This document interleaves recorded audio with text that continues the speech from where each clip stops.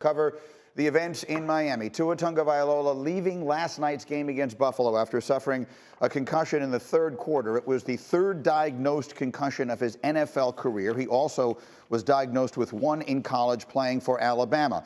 There was no immediate timetable for his return, but this moment left players on both sides visibly shaken, including Bills left tackle Dion Dawkins. It was the saddest thing. I promise you, it was the saddest thing. We're all just watching him run, and we're like, slide, bro, slide, bro, slide, bro, slide. And this game is so fast. It's a game of inches. You know, if he would have just slid just a little inch before, it's such a sad thing. My prayers, my heart goes out to Tua, his family, his parents, and I hope that he's going to recover well, because this is a violent game, and that shows it. And I know everybody in this locker room will be praying for him. You know, even though like we're enemies, but we're family. You know, like we're all football players, and we're in this brotherhood together, and we all tip our hats to Tua, and we all will get on a knee and pray for Tua and his family. But it's a sad deal. That's just an indication of the level of concern that there was. And before I get to the football players, let me come to my insider, Dan Graziano. For the folks who are just getting up and joining us, what are the things they need to know here? So he'll enter the concussion protocol, which means he has to clear very specific stages in a very specific order, and then be cleared by an independent neurologist to return to the field. Now, that can happen. We've seen guys cleared in a week and play the next week. We've seen it take much longer. Obviously, given the extensive history here, it makes logical sense for the Dolphins to take more time than may be needed and before allowing him back on the field, even if a neurologist did clear him.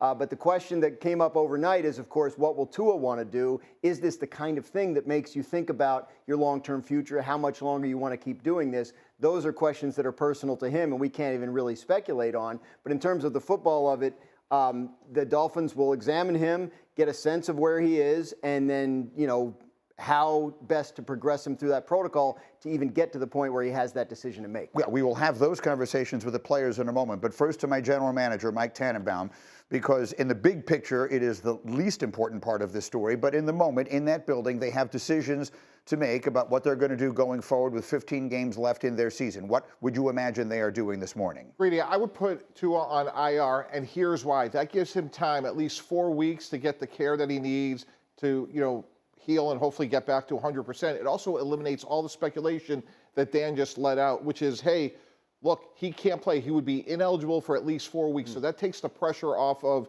the immediacy. Does he return and all that conversation?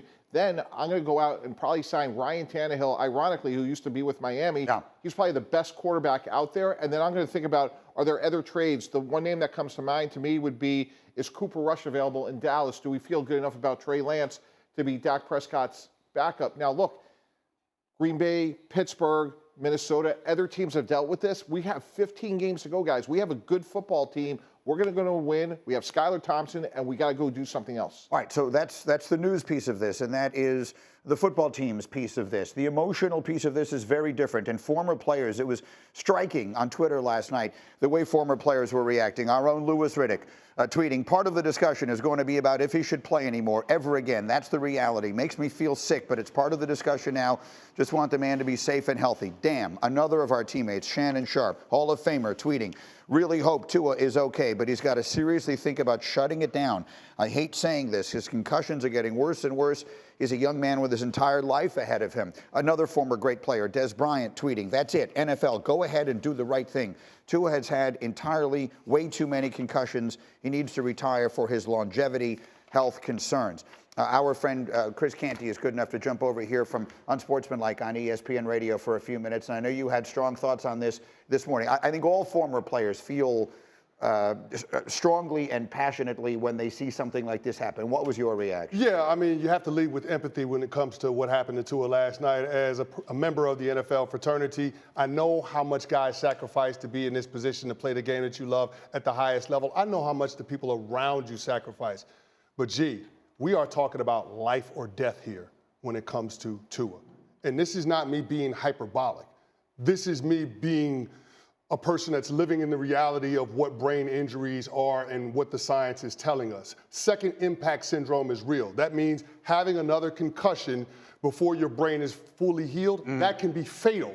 And I know that we don't look at it in the dire terms or context as we saw with Damar Hamlin once upon a time. Ironically, he's on the other side of that hit last night. Yeah. But that's how serious this situation is. This morning on my show on Sportsmanlike, we had Taylor Twellman, who is an former MLS player, MLS analyst, was on the men's national soccer team. His career ended from concussions, and he posed a question, and I think it bears repeating.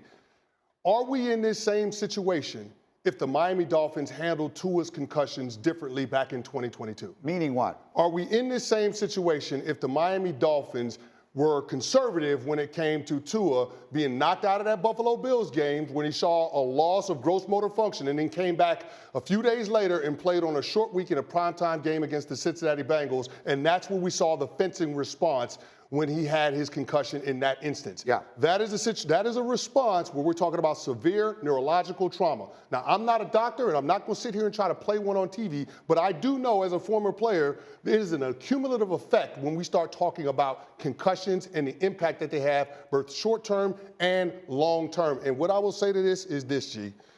When it comes to Tua and that play last night, that's as mundane as it gets. That was not a huge blow that he took from Damar Hamlin. Right. It wasn't helmet to helmet. It wasn't a situation where you saw him hit the back of his head on the turf. He ran into Damar Hamlin, and we saw immediately his body go into the fencing response. That is as scary as it gets. I thought Josh Allen did a great job of encapsulating it in the post-game press conference. That is scary. Nobody wants to see that for Tua. And we empathize with him, but this is something that the NFL has to take a long, strong, hard look at. And for those who don't know, I mean, you told a little bit of the story this morning. You were a person who was literally willing to risk death to play in a football game. But that was then, and you're a much older person now, and you're a father and all the rest of that. So I'm not asking Ryan Clark, the football player. I'm asking Ryan Clark, the former football player, what you would be saying to Tua if he called you today. Well, I think the first thing you say to him is, you need to take a deep, hard look at what this means for your future. And not only your future, for your family's future, to your kids, to your wife, and to hopefully your grandchildren after that. How functional, how present can you be, but also how functional and present do you want to be?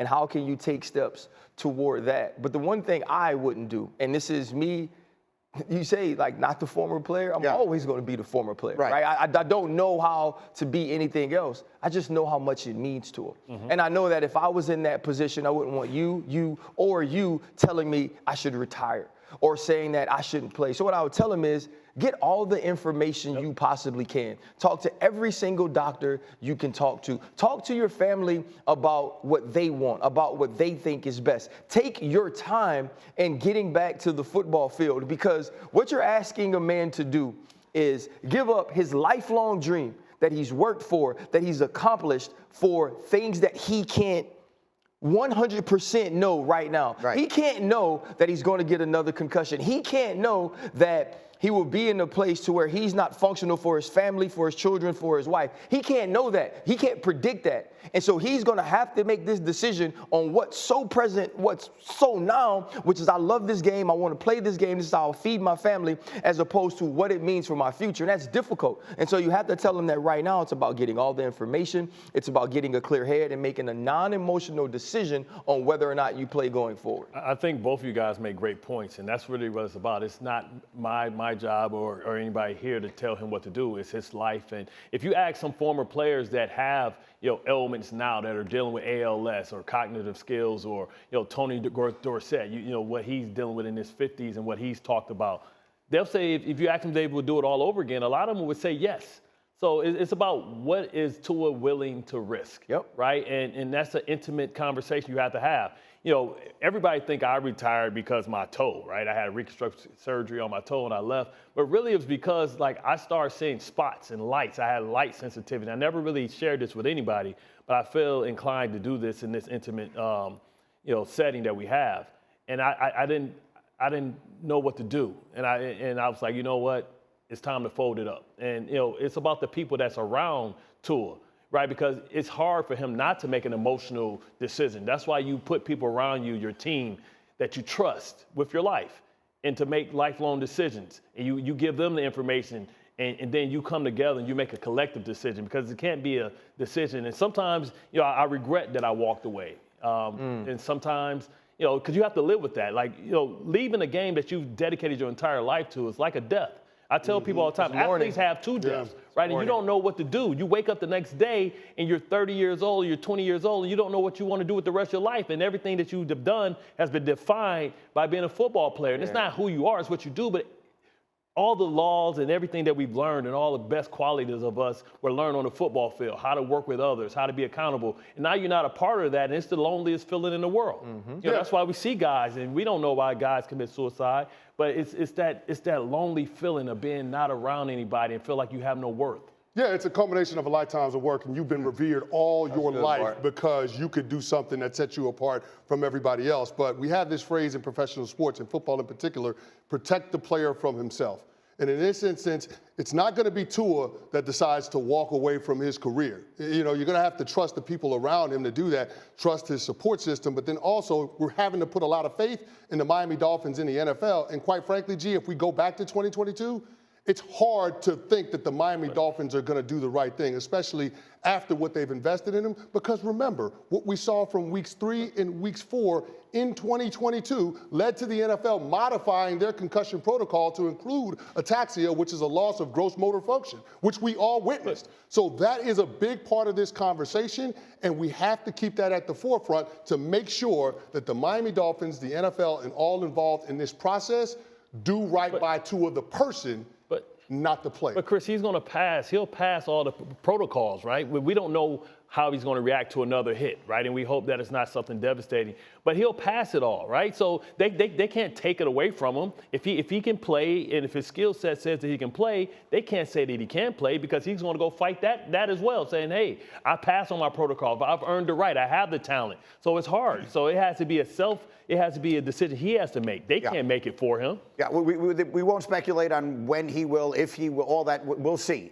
Mike T said maybe they put him on IR, so at least for a few weeks, this is a conversation that can go, behind closed doors, and they can figure that out in the long run. Anyway, I so appreciate your candor. Thank you for coming over here, and Bart, your candor for sharing that story. You had never told me that before, and look, these are complicated times, and it has been my experience. All football players feel this kinship around this sort of subject, and